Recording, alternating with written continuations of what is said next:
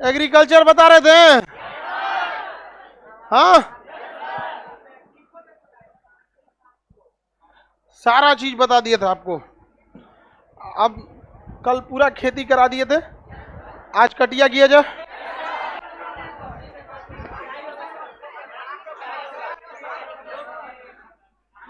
बताइए, एफसीआई का काम गोदाम में, एमएसएफ से प्राइस, एमएसएफ प्राइस बता देना, प्राइस बफर स्टॉक रखती है ये भैया। एफसीआई क्या रखती है? एमएसपी क्या है? प्राइस बता देना। वित्तीय सहायता, वित्तीय सहायता नाबार्ड, नाबार्ड देता है। नए रिसर्च करने के लिए एडवांस ट्रेनिंग कोड देता है कापाड। कौन देता है? कापाड। नया नया टेक्नोलॉजी ले आता है और ये सब देता है कौन? कापाड। कापाड देता है यहाँ पर। और बताइए नापेड, नापेड क्या करता है? नापेड मार्केटिंग, नापेड क्या करता है? मार्केटिंग। उस चीज का मार्केटिंग है या नहीं है? जैसे आपको किसी ने कह दिया जट्रोफा की खेती कर दीजिए। जट्रोफा जो होता है उससे बायोडीजल बनाया जाता है। बोने का आपने बो दिया जट्रोफा, खरीदने के लिए कोई तैयार ही नहीं। सब्जी मंडी में ले जाकर लोग पूछेंगे कौन सी बोया है तुम्हें, कौन सी है ये? तो उसके लिए जिम्मेदारी किसकी है? नापेड की। कहाँ क्या चीज होना चाहिए? नापेड की। आगे बढ़ जाए, किसी को कोई दिक्कत नहीं ना। कापाड का काम टेक्नोलॉजी और ट्रेनिंग प्रॉपर देना। नाबार्ड का काम वित्तीय सहायता। Indian council of agriculture research, Indian council of agriculture research ये क्या करता है? नया नया रिसर्च करता है और उस रिसर्च को ले जाके लोगों को बताता कौन है? कापाड। आपको कौन देगा? कापाड। कि सीधे आईसार की ट्रेनिंग में घुस जाइएगा, इंडियन काउंसिल ऑफ रिसर्च, वहां वैज्ञानिक मिलेगा, सब निकाल देगा, सब निकलो यहाँ पे। आप वहां पे नहीं, वहां पे क्या हो रहा है? रिसर्च। और यही चीज किसको बता दिया जाता है? कापाड। और कापाड ही अपने से नीचे कर्मचारियों वगैरह से जाके फिर ये कृषि वैज्ञानिकों से संपर्क करके आपको खेती वगैरह में क्या करते हैं? मदद करते हैं। यहाँ पर इफ्को का काम बताइए। उर्वरक का काम, इफ्को उर्वरक क्या करती है? खाद और उर्वरक का काम करते हैं, उर्वरक का निर्माण करती है। आईसार का काम क्या है? रिसर्च का। आईसार का काम रिसर्च करना। इसमें दो खेती पर सबसे ज्यादा महत्व दिया गया है, कई टाइप की खेती पे महत्व दिया गया है आईसार के द्वारा, जिसमें पहले से चली आ रही थी मिश्रित खेती। कौन सी खेती? मिश्रित खेती। मिश्रित खेती में पशुओं को, जानवरों को खेती के साथ साथ किया जाता है। जैसे किसी का कोई बहुत बड़ा जमीन है तो उस जमीन के एक साइड में क्या कर दिया? 10 ठो 20 ठो गाय या भैंस पाल दिया, बाकी सब पे खेती कर रहा है। तो ऐसे खेती को हम क्या कहते हैं? मिश्रित खेती। मिश्रित खेती समझ में आ गया कि नहीं? इस मिश्रित खेती से कई फायदे होते हैं कि खेत के जितने वेस्ट प्रोडक्ट हैं, जैसे गेहूं हम ना खाते हैं, उसका जो भूसा वगैरह होगा वो जानवर खा जाएगा वहां पे। तो खेती का वेस्ट प्रोडक्ट जानवर, और जानवर का गोबर खेत, और खेती का अच्छा वाला आदमी, जानवर का अच्छा दूध दही आदमी लेके चल गया। समझा के? तो दोनों एक दूसरे में क्या है? ये मिश्रित खेती होता है, जानवर के साथ साथ पशुपालन। लेकिन इसमें हाई टेक्नोलॉजी की जरूरत पड़ती है। गाय का गोबर डायरेक्ट खेत में डालेंगे तो और खेत को नुकसान कर जाएगा, बीज सड़ जाएगा, वो सड़ा देगा बिया को, और उसमें लग जाएंगे सर दीमक। समझ में आ गया कि नहीं आ गया? और वो उत्पादित कर देगा मीथेन गैस, जिससे कि टेम्परेचर बढ़ जाएगा। गाय का गोबर डायरेक्ट फेंक देंगे तो खत्म हो जाएगा। उसके लिए आपको बेड बनाना पड़ेगा। गाय के गोबर का क्या करना पड़ेगा? बेड बना, जैसे 4 फीट चौड़ा इस टाइप का बेड, और लंबाई में आपको जितना लंबा लेके जाना है लेके चलिए, बट 4 फीट क्या होना चाहिए? ये होना चाहिए 3 से 4 फीट ये, और इसको जितना लंबा लेके जाना है आपके खेत के हिसाब से डिपेंड करता है। और इसमें पहले क्या डाल देना है? गोबर। इसमें गोबर को डाल देना है। अब 1 महीने का गोबर हो जाए, जितना आपके पास अवेलेबल हो, उसमें इसमें क्या भर देना है? गोबर। और इस गोबर को छोड़ देना है कम से कम 3-4 दिन तक, पानी डाल डाल के। मतलब इसके अंदर जितना मीथेन गैस है ना, सबको बाहर निकाल देना। और फिर ऐसे मिला के उसको 3-4 बार इसको 3 से 4 दिन पानी डाल के पूरा का पूरा इससे क्या निकालना है, गर्मी इसके अंदर का और इसके अंदर का गोबर को क्या करते हैं, मीथेन गैस को निकाल दे। जब मीथेन गैस वगैरह सब निकल जाता है तो इसे हम लोग बेड कहते हैं। क्या कहते हैं, बेड का। अब इसके लिए वर्मी कल्चर आता है। क्या आता है, वर्मी का। केचुआ आते हैं। क्या आएगा, केचुआ। उस केचुओं को इसमें डाल के एक लेयर इसी का थोड़ा सा हटा के उसमें क्या डाल दिया था, केचुआ। लेकिन इस गोबर में डायरेक्ट केचुआ डालेंगे तो केचुआ विकास नहीं करेगा, क्योंकि केचुआ को गाय के गोबर को वो सड़ाता है। लेकिन इस गाय के गोबर में कुछ मुर्गी वगैरह का जो गोबर होता है ना, हल्का सा मिक्स कर देने से इसकी उर्वरकता और क्या हो जाती है, बढ़ जाती है। तो मुर्गी का जो बीट होता है कम मात्रा में, इसको इसमें क्या कर दिया जाता है, मिला दिया जाता है। और जब मिक्स कर दिया जाएगा तो जूट का जो बोरा आता है जिससे आदमी पैर वैर पोंछता है, उससे इसको क्या कर दिया जाता है, ढक दिया जाता है। और सुबह शाम उसके ऊपर क्या किया जाता है, पानी डाला, ताकि नमी मेंटेन रहे। अब डायरेक्ट जो गोबर था उस गोबर को कौन खाएगा, केचुआ। उसके बाद जो केचुआ गोबर करेगा तो उसमें से कार्बन और हाइड्रोजन को तोड़ ताड़ के अलग कर देगा। इसी को कहेंगे हम ऑर्गेनिक खेती। कौन सी खेती, ऑर्गेनिक। और इस खाद को अगर आप खेत में डालेंगे तो पैदावार बहुत नेचुरल और अच्छा होगा यहाँ पर। और उसको खाने से ना आँख का रोशनी खराब होगा, ना बीपी का प्रॉब्लम होगा और ना ही पथरी होगा। आजकल यूरिया पोटास डाल देते हैं, जड़ उसी को खींच देता है, आऊ दे देता है। गेहूं को पिसवा के खा जाते हैं, आप हो जाता है पथरी। समझ में आ गया कि नहीं क्या। तो मिश्रित खेती में बहुत फायदा है। तो इसके अब जैसे मान के चलिए यहाँ पे आप डाल दिए इसको सड़ने में कम से कम 1 महीना लगेगा। और गाय तब तक 1 महीना तक ऐसा थोड़ा कि गोबर ना करेगी। तो दूसरा बेड बनाइए यहाँ पर। क्या करिए, दूसरा बेड। और इन दोनों बेड के बीच में कम से कम 3 फीट का गैप, और ये बिल्कुल साफ सुथरा होना चाहिए और इसमें कोई नमी नहीं होनी चाहिए। पानी डालते समय ही ना कि डाले पानी में कीचाइन हो जाए सब, इसमें बस यहाँ से भी दीमक उमक लगना चालू। ये पूरा बिल्कुल क्या होना चाहिए, क्लीन बीच वाला। इसमें पानी को क्या करते रहिए, डालते रहिए यहाँ पर आराम से। तो ये क्या हो जाता है, वर्मी पोस्ट हो जाता है। भैंस का गोबर या गाय किसी भी जानवर का चलेगा, बस केचुआ से उसको क्या करना है, कंपोज कराना है। केचुआ खा के उसको क्या कर देगा, खत्म कर दे। 1-1.5 में केचुआ बिकते हैं सब, केचुआ बिकते हैं सब। हाँ, मछली बिकता है ना, उसी तरह केचुआ भी बिकता है। ठीक है, उसके लिए दुकान होते हैं प्रॉपर जहाँ केचुआ बिकते हैं सब, वहां ले आके इसको करना। यह क्या कहेंगे, वर्मी पोस्ट। और ऐसे खेती क्या कहलाएगी, ऑर्गेनिक। ऑर्गेनिक खेती में टाइम लगता है। सर केचुआ क्या होता है,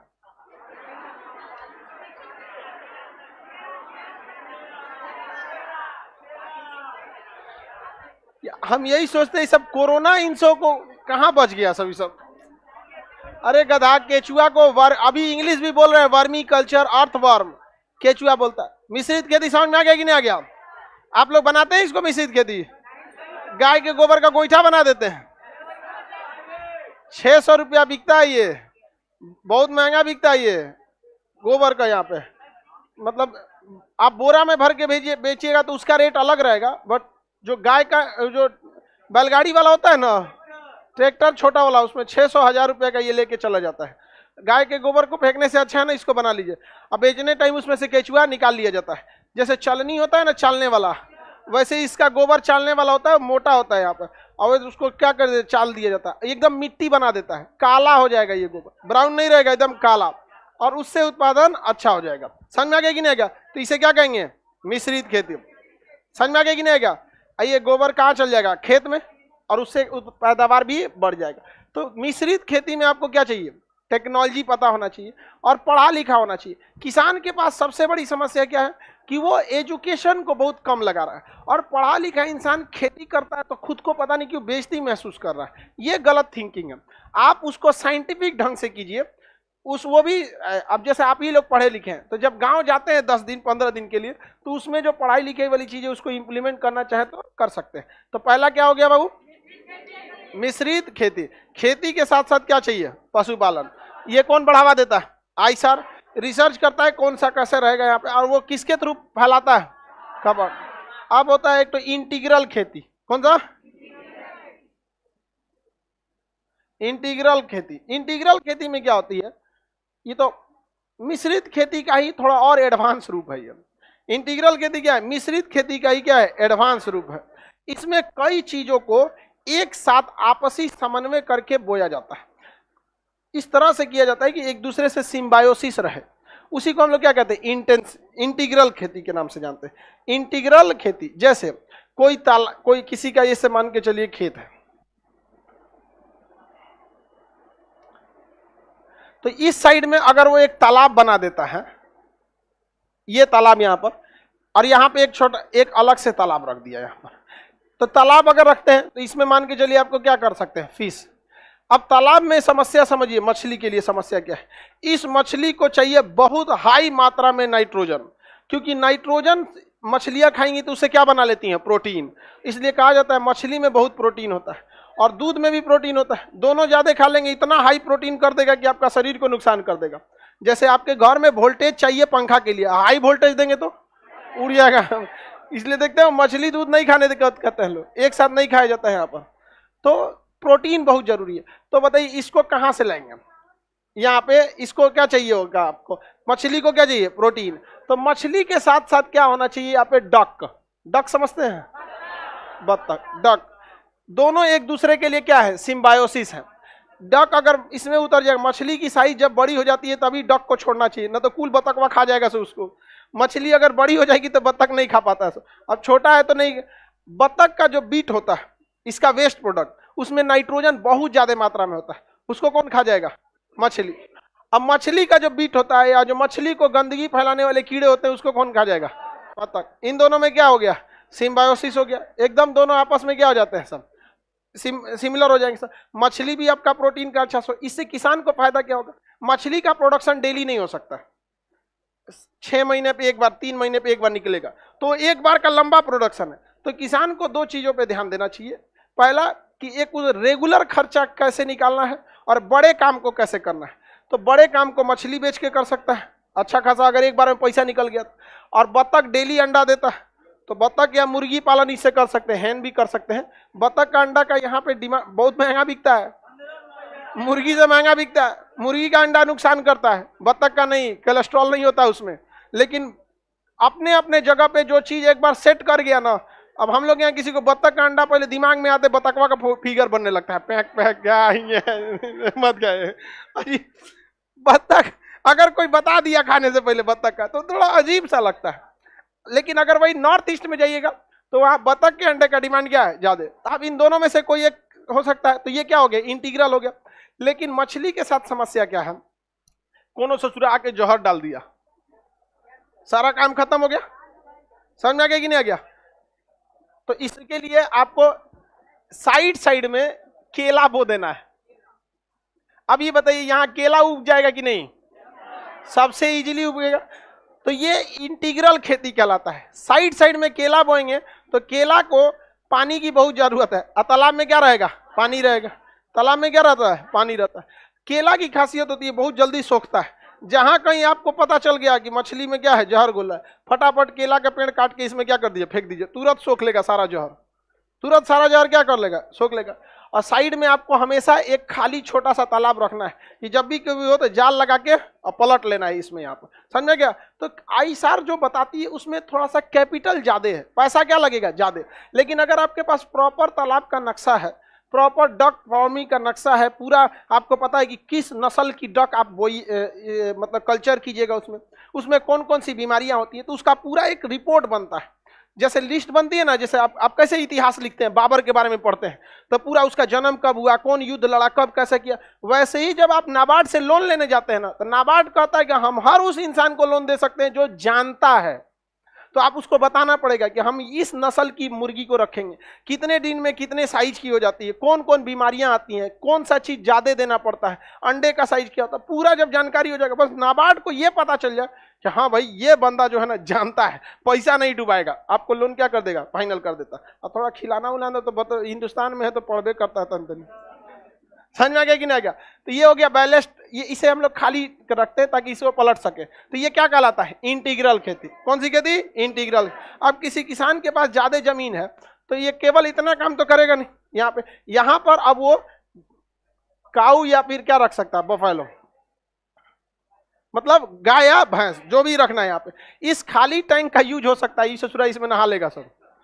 ये है इमरजेंसी, याद रखिएगा, इंडिया में रह रहे हैं, कोनो ना कोनो जरतुआई से कुछ ना कुछ फेंकेगा, और कुछ नहीं भी फेंका तो आपके पानी जमीन से टच में है, जमीन का पीएच गड़बड़ होगा, पानी का पीएच गड़बड़ होगा, मछली को डिस्टर्ब हो जाएगा, तब तक आप इसमें क्या कर सकते हैं, पलट सकते हैं। समझ में गए? जब तक मछलियां छोटी हैं तब तक अपने ये जो बत्तख है सब इसको कहाँ भेज सकते हैं, इस वाले। मछली बड़ी हो जाएगी तब उसमें भेजना, तो सब कुल खलिया देगा ही खजरा सब यहाँ पर। समझ में आ गया कि नहीं आ गया यहाँ पे? यहाँ पे अब बाकी एरिया में क्या करिए, खेती। बाकी एरिया में क्या कर सकते हैं, खेती। अब उसमें भी खेती में यहाँ पे, तो इससे क्या होता है, किसान को इस खेत से और मछली बेचकर उसको एक बार में अच्छा मुनाफा होगा, और बाकी रेगुलर इनकम के लिए इसका दूध बेच सकता है, इसके अंडे बेच सकते हैं यहाँ पर, और बाकी इन लोग का इस एरिया में अपना वर्मी कल्चर अभी बड़ा है ना, गाय का जो गोबर निकलेगा, इस अच्छा वर्मी बनाने के लिए इसमें मुर्गी या बत्तख का क्या चाहिए, बीट चाहिए। उसका छोटे मात्रा के गोबर को क्या कहते हैं, बीट का। तो यहाँ से आपको अवेलेबल हो जाएगा, ये यहाँ से अवेलेबल हो जाएगा। तो हमेशा आईसार हो गया या जो भी हो गया, वो किसानों की स्थिति को सुधारना चाहता है, बट किसान ना अपना पुराना स्थिति को छोड़ने के लिए तैयार नहीं है। उसके सामने दो समस्या, एक उसके पास एजुकेशन का अभाव, दूसरा उसके जगह कैपिटल का अभाव। समझ गए? एक जगह खेत होना भी चाहिए, और ये भी बहुत समस्या है। समझ गए कि नहीं? क्या खास करके बाबू बिहार की समस्या, यहाँ चकबंदी है नहीं, किसी का 2 बीघा यहाँ है तो 1 कट्ठा वहाँ है, 3 कट्ठा यहाँ। समझ में कि नहीं? तो अगर एक पास रहेगा तो इससे हो सकता है। लेकिन हमारे यहाँ किसान गलती क्या करते हैं पता है? सबसे बड़ा गलती क्या करते हैं हम लोग, क्या एक ही टाइप का फसल बोएगा, धान या गेहूं, कभी आगे नहीं जा पाएंगे इस सबसे। बस पेट पूजा हो पाएगा, मतलब पेट घर द्वार चल जाए धान गेहूं में। इतना मेहनत है धान गेहूं में, और जब काटने जाइएगा तो रेट गिर जाएगा, और या तो फिर बीमारी लग जाएगी काटने के टाइम पे। अभी धान का आप लोग जो किसान होंगे, लोग रो रहा है, लोग किसान लोग इस बार धान के लिए नहीं, बहुत दिक्कत हो जाएगा किसान के लिए यहाँ पर। तो इतनी समझ में आ रहा है कि नहीं आ रहा है? किसी को कोई दिक्कत है यहाँ तक में? आपके पास बस अवेलेबल रहना चाहिए। और पता है ये जो खेत है, अब एक बात बताइए, एक समस्या रिसर्च में जब भी करिएगा, आईसीआर के पास तो पूरा प्लान है उसके पास। ये जो बेड बनाएंगे आप किस चीज के लिए, खाद के लिए। तो खाद जो है आपका पर डे यहाँ से प्रोड्यूस हो रहा है, तो आपको 3-4 बेड बनाना पड़ेगा, आज इसमें, अगले महीने इसमें। लेकिन खेत में एक ऐसा लिमिटेड समय आएगा कि जब खेत आपका कह देगा कि अब हमको खाद की जरूरत नहीं है, क्योंकि ओरिजिनल जब खाद डालते हैं ना तो वो खेत जो है प्रॉपर सेचुरेट हो जाता है, नेचुरल हो जाता है। तो अब आपका ये खाद क्या होगा, बर्बाद हो जाएगा।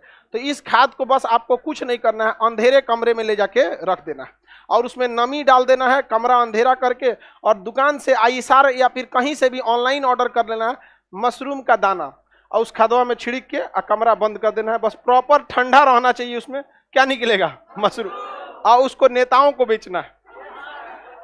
समझ में आ गया कि नहीं आ गया? कहना है कि मशरूम, हमने मशरूम उत्पादित कर दिया यहाँ पर। समझ में आ रहा है कि नहीं आ रहा है? तो इसे हम लोग कहते हैं इंटीग्रल खेती। हर खेती एक दूसरे से क्या होना चाहिए, जुड़ा होना चाहिए। इंटीग्रल खेती होना चाहिए, हर खेती एक दूसरे से क्या होना चाहिए, जुड़ा होना चाहिए। यहाँ पर एक आदमी थे, उनका फूल का ना मतलब वो था, खेती था। आप बनारस वगैरह साइड में जाएंगे तो फूल की खेती हो, बहुत बेहतरीन था। एक बार उनका फूल की खेती थोड़ी सी डिस्टर्ब हो गई थी यहाँ पर, लेकिन बहुत बड़ा बगीचा था, उनको समझे में नहीं आ रहा था, बहुत घाटा लग गया उनको। तो हमसे एक बार उनकी ऐसी चर्चा हो रही थी, तो सर कहें कि फूल में बड़ा फायदा है खान साहब, लेकिन अनिश्चितता इस बात का है ना कि अगर नहीं हुआ तो बहुत लॉस लग जाता है। अब फूल के लिए सबसे बड़ा चाहिए, जानते हैं क्या चाहिए, मधुमक्खी। फूल के लिए क्या चाहिए, मधुमक्खी। तो उनको साइड में एक जगह बोल दिए, साइड में तो नहीं, मधुमक्खी वाला पाल दीजिए वहां पे, तो एपी कल्चर आता है, साइड में पाल दीजिए, बाकी मधुमक्खी खुश, उसको क्या मिल गया, फूल। उनको शहद भी मिल गया, सब कुछ मिल गया, फूल भी टेंशन फ्री रहता है। तो आईसार आपका मदद करना चाहता है, Indian council for agriculture research. आप उसे अपनाना चाहते हैं कि नहीं? समझ में आ गया कि नहीं आएगा सबका? तो इंटीग्रल खेती क्या होता है, कई तरह की खेतियों को, पशुपालन, कई फसलों को एक साथ आपस में जोड़ देना, क्या कहलाता है, इंटीग्रल खेती। समझ में आ रहा है कि नहीं? केचुआ मतलब, अरे गधा कहीं का सर, आईसार की तो वैकेंसी भी आई है। हाँ, वैकेंसी आते रहता है उसमें आईसार में। किसी को कोई दिक्कत? सर बकरी पालन, अच्छी बात है, बकरी में टेंशन नहीं है, लेकिन आपको याद रहना चाहिए बकरी में ना कुछ चीजें बहुत तेज बीमारी लगती है उसमें, बकरी में यहाँ पर उसे फ्लू बहुत तेज लगता है और उसका नकिये बहने लगेगा, ये सबसे बड़ा समस्या होता है। तो आपके पास इंजेक्शन पता होना चाहिए। बकरी का जहाँ ज्वाइंट होता है ना, हाथ, वहां का मांसवा खींच लिया जाता है, हल्का से खींचिएगा, जान नहीं लेना है ची करिए सर, ओ भाई बकलोल कहीं, बस हल्का सा मांस को क्या कीजिए, खींचिएगा, तो हम ही लोग का मांस खींचेगा तो हल्का सा खींचा जाएगा। तो ऐसे खींच के एक इंजेक्शन आता है, वैक्सीन आता है, और महीने उसको क्या कर दीजिए, लगा दीजिए, उसका सर्दी नहीं होगा और उसका लूज मोशन नहीं होगा। बकरी खांसी को जहां ही हुआ मर जाते हैं, वो तो मर जाता है उसमें, समझ में कि नहीं आएगा। खांसी कोई दिक्कत काला खांसी किधर गया, वैक्सीन लगाना जरूरी है कि नहीं। आगे बढ़ जाते हैं, हरियाणा और पंजाब इस सब में आगे है। हाँ बाबू, ये सब में हरियाणा, पंजाब, राजस्थान भी बहुत ज्यादा आगे है, जिसके रीजन भी है वहां के लोगों के पास खेत के साइज बहुत बड़े हैं और हम लोग के यहाँ खेत के साइज बहुत ही छोटा है। यही सबसे बड़ा समस्या। वो क्या करेगा, साइज बड़ा नहीं रहेगा तो यहाँ समझ में आ गया कि नहीं। इफ्को का काम क्या है, उर्वरक, इफ्को उर्वरक, आईसार नया रिसर्च, और वो किसे देता है, कपाट। बताइए प्रोडक्ट को प्रचार कौन करता है, ना। वित्तीय सहायता, नाबार्ड बैंक है, क्या है, संस्था। डायरेक्ट आपको पैसा देगा, नहीं देगा। एमएसपी प्राइस, एमएसपी प्राइस क्या है, प्राइस। समझ में आ गया कि नहीं आएगा, किसी को कोई दिक्कत नहीं ना, आगे बढ़ जाए। और बफर स्टॉक कौन रखता है, खेती। समझ में आ गया कि नहीं आएगा।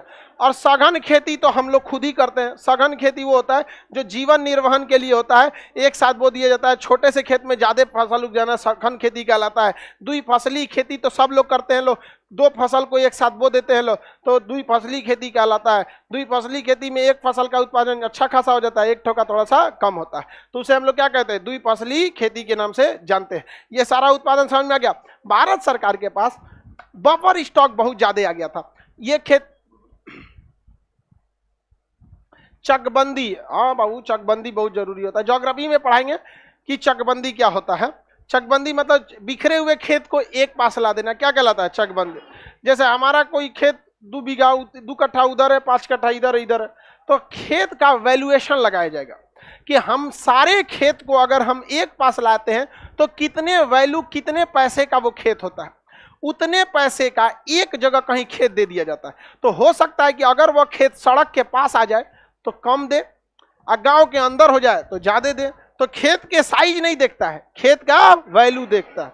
होता है ना, खेत के कोनो गांव के अंदर चौरा में रहेगा तो बहुत सस्ता रहता है, उसमें रोड पे रह जाएगा तो क्या हो जाएगा, महंगा। तो चकबंदी का भी होना बहुत ज्यादा जरूरी है। तो चकबंदी खान सर करेंगे, मशरूम करेगा सब। मशरूमों को फुर्सत है, इसलिए आप लोग क्या उगाइए, मशरूम। अब धीरे धीरे सब मशरूम फेमस हो जाएगा, सब हो जाएगा, सभी नहीं हो जाएगा। और किसी को भी नमस्ते करना है तो कैसे, मशरूम का नमस्ते, नहीं हिंदी नहीं, हिंदी नहीं, प्रोटीन। आगे बढ़ जाओ, किसी को दिक्कत नहीं।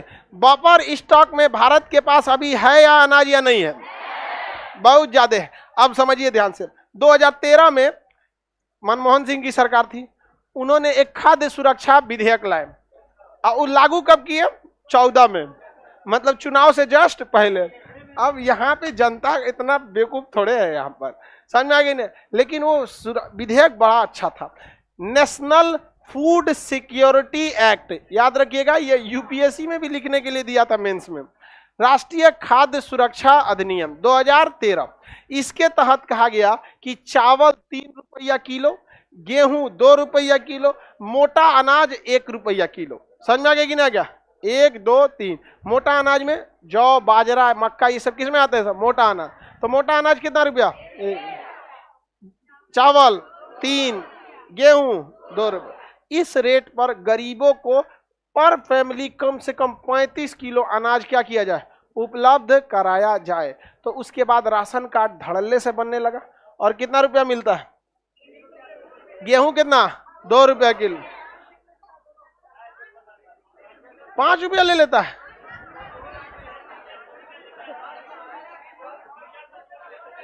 दोनों मिला के लेता होगा 5 रुपया, तुम्हारा डीलर चुरा लिया तब। समझ में आ गया कि नहीं आ गया।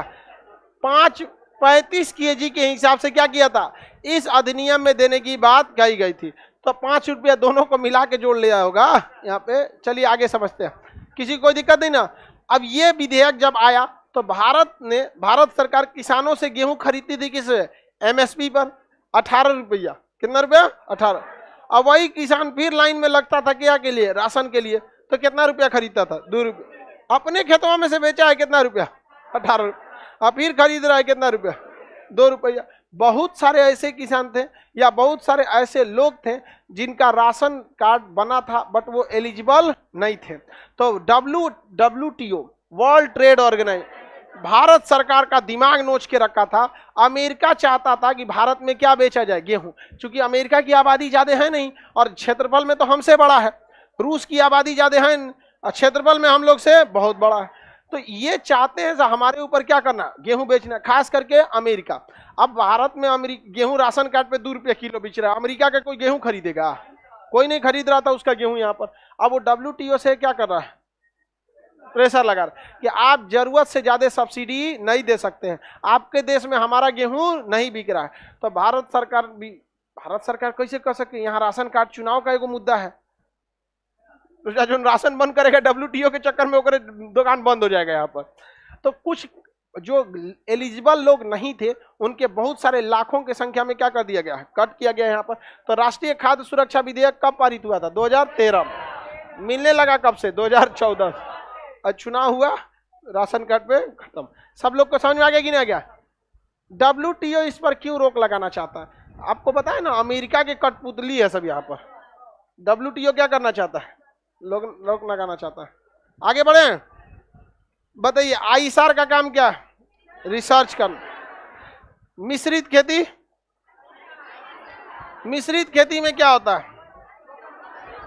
खेती के साथ साथ पशु। मिश्रित खेती में ज्यादा लाभ है या इंटीग्रल खेती में? इंटीग्रल खेती में लेकिन बहुत ज्यादा कैपिटल की जरूरत। या कैपिटल कौन दे सकता है? लेकिन एक बात बताओ बाबू, ऐसा थोड़ी है कि पूरा का पूरा किसाने को समस्या है। बहुत सारे किसान है जिनके पास पैसा है तो नॉलेज नहीं है, जिनके पास नॉलेज है पैसा नहीं है। बहुत बड़ी सब में समस्या है यहाँ पर। लेकिन किसानों को एटलीस्ट हमको लगता है जहाँ तक चकबंदी नहीं हुआ वहाँ तक अपने से कुछ समझौता के तहत कुछ करना, लेकिन विवादों बहुत बड़ा कारण बनता है। समझ में आ गया कि नहीं आ गया? अब उसके बाद क्रांति देखिए, बहुत सारे हरित क्रांति ये सब है जिसको आपको ज्योग्राफी में भी पढ़ना है, लेकिन आपको PDF नहीं मिला है। कुछ क्रांति आपको याद रखना पड़ेगा। हरित क्रांति किस लिए हुआ था? खेती के लिए। हरित क्रांति कृषि, हरित क्रांति खेती के लिए था। चल जाओगी बबनी? हट जाओ बाबू। ऐसा लड़की सब अब समझदार हो गई है सब। अब बेहोश होने से पहले ही आपको हाँ आइडिया लगा लीजिए कि ओ माय गॉड, जहां कुछ हो इस टाइप पे तो चल जाएगा। हरित क्रांति, हरित क्रांति, द्वितीय हरित क्रांति, द्वितीय हरित क्रांति, जेनेटिकली मॉडिफाइड, जेनेटिकली मॉडिफाइड हरित क्रांति खेत। द्वितीय हरित क्रांति genetically modified, GM, genetically modified. आजकल देखते हैं करेली एकदम लंबा साइज का होता है, वो द्वितीय हरित क्रांति का है। मूली बहुत लंबा साइज का आता है, खीरा वगैरह, कद्दू वगैरह। समझ में आ गया? तो उसे क्या कहते हैं? GM। उसे क्या कहेंगे? GM। अब पहली हरित क्रांति में high yield variety, HYV, high yield variety, मतलब ज्यादा उत्पादन करने वाला बीज बोना है। और द्वितीय हरित क्रांति में genetically modified, genetically modified. Bharat में जानवरों पर जेनेटिकली मॉडिफाई पर बैन लगाया गया है, जबकि कुछ जानवरों पर इसे अप्लाई किया गया है। जैसे जो हैचरी में मुर्गियां अंडा देती है उनको जेनेटिकली मॉडिफाई कर दिया जाता है। वो अंडा को आप कितनों मुर्गी को दे दीजिए उसमें से बच्चा निकलने वाला नहीं है, तो वैसे अंडा को शाकाहारी मान लिया जाता है। समझ में आ गया कि नहीं आएगा? अंडा मांसाहारी शाकाहारी के बीच में क्या कर रहा है? घूम रहा है। भारत में अंडा प्रतिदिन 2 करोड़ की खपत है। समझ में आ गया कि नहीं आ गया? तो कुछ लोग ऐसे कहते हैं जैसे शाकाहारी सही है और कुछ कहेंगे मांसाहारी सही। मांसाहारी दूसरे को डिस्टर्ब नहीं करता है। सब जो शाकाहारी है वो मांसाहारी लोग को अलग नजर से देखते हैं, ऐसा नहीं है। जो मांसाहारी है वो तो शाकाहारी है, ये है, वो दोनों है। मांसाहारी अपना पेट शाकाहार से ही करता है, वो चावल खाएगा, शाकाहारी है, उसका टेस्ट बढ़ाने के लिए उसमें मांसाहारी का प्रयोग करेगा। समझ में आ गया? तो पूरी पृथ्वी के लिए दोनों बैलेंस होता है। ऐसा नहीं कि आप किसी पे अपनी विचार को थोपिएगा। भारत में 2 करोड़ अंडा प्रतिदिन होता है, 365 दिन होता है, गुणा कर लो 750, लगभग 800 करोड़ अंडा प्रति एक साल में। भारत की आबादी 140 करोड़, मुर्गी निकल जाएगी 800 करोड़। कहां जाए, चाय चू हल्ला करके रख देगा तो चाय हर साल। अगली साल ना ये 16 नहीं होगा, 24 हो जाएगा, क्योंकि ये भी तो अंडा देगा सब। पूरा काऊ करने लगेगा सब। तो देखो, कभी भी किसी चीजों पे अपनी विचारधारा जबरदस्ती नहीं थोपनी। पूरा पृथ्वी जैसे चल रहा है ना, बैलेंस है, समझ में कि नहीं क्या? ज्यादा थोपने की कोशिश नहीं करना। 2 करोड़ अंडा कहा जाएगा? HYB, high yield variety. अद्वितीय हरी क्रांति में जेनेटिकली मॉडिफाइड, जेनेटिकली मॉडिफाइड। आगे बढ़ जाएं। हम लोग वेजिटेरियन हैं, बहुत सारे लोग वेजिटेरियन होंगे, हम भी 1 महीना बस वेजिटेरियन हो जाते हैं सावन में। वाह, 1 महीना हम भी क्या हो जाएंगे, वेजिटेरियन। उसके बाद हाँ 1 महीना सब लोग रहता। हाँ, सब चीज अपने जगह पे सही है, खान पीन वाला। समझ में आ गया कि नहीं आ गया? किसी पे ज्यादा थोपना नहीं चाहिए। आगे बढ़े। हरित क्रांति HYB, द्वितीय हरित क्रांति GM, श्वेत क्रांति दूध, पीली क्रांति पीला तेल, खाद्यान्न तेल, सरसों सूरजमुखी का तेल, तेल के लिए, किसके लिए? तेल, तिलहन। पीली क्रांति तिलहन, पीली क्रांति तिल, गोल क्रांति आलू, गोल क्रांति पकड़ लिया, अंडा बोल लिया।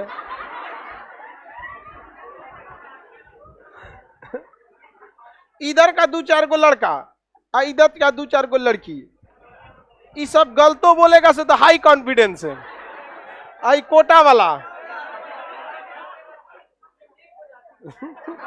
मिस्टेक हो जाता, धीरे बोला कर। बता। नीला क्रांति मत्स्य, नीली क्रांति मत्स्य, नीला। गोल क्रांति, पीली क्रांति तिलहन, पीली क्रांति श्वेत क्रांति, गुलाबी क्रांति झींगा प्याज, झींगा और प्याज, गुलाबी क्रांति झींगा और प्याज, गुलाबी क्रांति झींगा और प्याज, लाल क्रांति, लाल क्रांति नहीं दिया है क्या जी इसमें? पता नहीं, इसमें देवे नहीं किया है। टमाटर और मांस, लाल क्रांति टमाटर मांस, गुलाबी क्रांति झींगा और प्याज, झींगा और प्याज, लाल क्रांति टमाटर और गुलाबी क्रांति झींगा और गुलाबी क्रांति, लाल क्रांति, काली क्रांति खनिज पेट्रोलियम, काली क्रांति, काली क्रांति, भूरी क्रांति उर्वरक, भूरा क्रांति, भूरा क्रांति, काला क्रांति, लाल क्रांति, टमाटर और गुलाबी क्रांति, गोल क्रांति, पीली क्रांति, काली क्रांति, रजत क्रांति अंडा, सिल्वर रजत क्रांति अंडा, रजत क्रांति याद रहेगा ना? रजत क्रांति अंडवा का जो छिलका आता है कैल्शियम का बहुत बड़ा स्रोत है। समझ में आ गया कि नहीं आ गया? अंडा का खोल किस चीज का स्रोत? कैल्शियम का होता है। समझ में आ गया कि नहीं आ गया? किसी को दिक्कत? मुर्गी जो होती है ना, मुर्गी को पत्थर खिलाना पड़ता है। मुर्गी का जो दाना होता है ना, उसमें उस कैल्शियम का ईंटा पत्थर खोल के उसको खिलाना पड़ता है। और अगर उसके मुर्गी के शरीर में कैल्शियम की कमी रहेगा ना, तो अंडा बनेगा ही नहीं। उसके शरीर में प्रॉपर कैल्शियम होना चाहिए ताकि बाहर का वो अंडा का कवर बन सके। तो अब आपको, अब मुर्गी अंडा नहीं देगी तो आप उसको गरियाइएगा, हमेशा मुंह फूला रहता है इसका। समझ में आ गया कि नहीं आ गया? तो उसको काट देता है। आगे बढ़े। सुनहरी क्रांति बागानी, सुनहरी क्रांति, बगान, बगान वगैरह बोल दीजिए। सुनहरी क्रांति, रजत क्रांति, सुनहरी क्रांति, भूरी क्रांति, उर्वरक, काली क्रांति, लाल क्रांति, हरित क्रांति, HYB, द्वितीय हरित क्रांति, श्वेत क्रांति, पीली क्रांति, गोल क्रांति, नीला क्रांति, गुलाबी क्रांति, काली क्रांति, भूरी क्रांति, रजत क्रांति, सुनहरी क्रांति, लाल क्रांति। खेती को वित्तीय सहायता, नाबार्ड, नए रिसर्च, उर्वरक रिसर्च, इफको, उर्वरक रिसर्च, मार्केटिंग, नापेड, ट्रेनिंग, कपाट, ट्रेनिंग, बफर स्टॉक, न्यूनतम मूल्य, न्यूनतम मूल्य, उर्वरक, उर्वरक, इफको वगैरह क्या करती है, बनाती है। रिसर्च, जैसे किसी कोई फसल है उसका नया नया उत्पादन करना है तो उसके रिसर्च कौन करेगा? कोई गाय भैंस की नई नस्ल बनानी है, कौन करेगा? आईसीआर करता है, Indian council for agriculture research. एक गधा है, आई कार्ड बोलता है, आईसीआर होता है। क्या होता है? आई। कृषि समझ में आ गया? खाद्य सुरक्षा विधेयक 2013, इस पर कौन रोक लगाना चाहता है? भारत सरकार ने स्पष्ट कर दिया कि रोक नहीं लगा। हर बात में टांग लड़ाता है डब्ल्यूटीओ। डब्ल्यूटीओ ने भारत पे भी कॉपीराइट कहा था, इंटेलेक्चुअल प्रॉपर्टी की दवाइयों पे कॉपीराइट लगाइए, तो भारत सरकार ने कह दिया कि 2005 के बाद लगा देंगे, और 2005 तक भारत की दवा कंपनियों ने मारा, कॉपी करके रद्द कर दिया, पूरा उससे आगे निकल गया। आज पूरी दुनिया में सबसे सस्ता दवाइयां कहाँ बनती है? भारत में बनती है। और हमारे भारत में हर आदमी को कोई ना कोई दवाई का नाम पता ही रहता है। अमेरिका में डॉक्टर बस इलाज लिखता है कि इसको ये बीमारी है, और दवा लिखने वाला फार्मासिस्ट अलग होता है। वो डॉक्टर बता देगा हाँ इसको ये समस्या है, और जो दवाइया वाला है वो डिसाइड करेगा कौन दवाई इसको देना है। डॉक्टर खाली लक्षण पता करता है। एक से एक नखरा होता है सब। हमारे यहाँ तो सब चीज जानता है सब, वही डॉक्टर सब। चलिए अब कल टेस्ट आप लोग के लिए तैयार रहिएगा। हाँ